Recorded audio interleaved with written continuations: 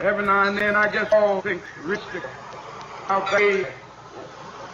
about that day when we will be victimized with what is life's final common denominator. That's something we call death. We all think about it, and every now and then I think about my own death, and I think about my own funeral, and I don't think of it in a morbid sense. And every now and then I ask myself, what is it that I would want to say it, and I leave the word to you this morning. If any of you around when I have to meet my day, I don't want a long funeral. And if you get somebody to deliver the eulogy, tell them not to talk to me.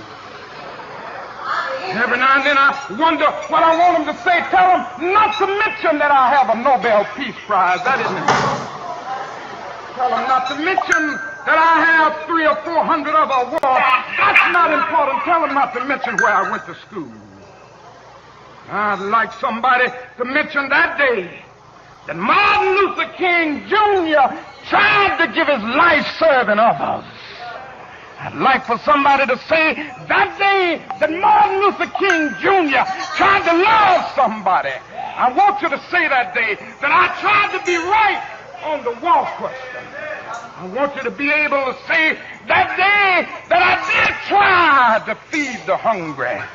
I want you to be able to say that day that I did try in my life to clothe those who were naked. I want you to say on that day that I did try in my life to visit those who were in prison. I want you to say that I tried to love and serve humanity.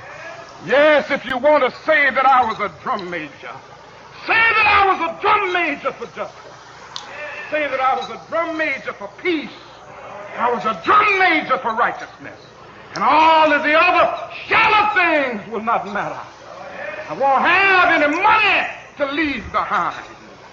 I won't have the fine and luxurious things of life to leave behind. But I just want to leave a committed life behind. And that's all I want to say.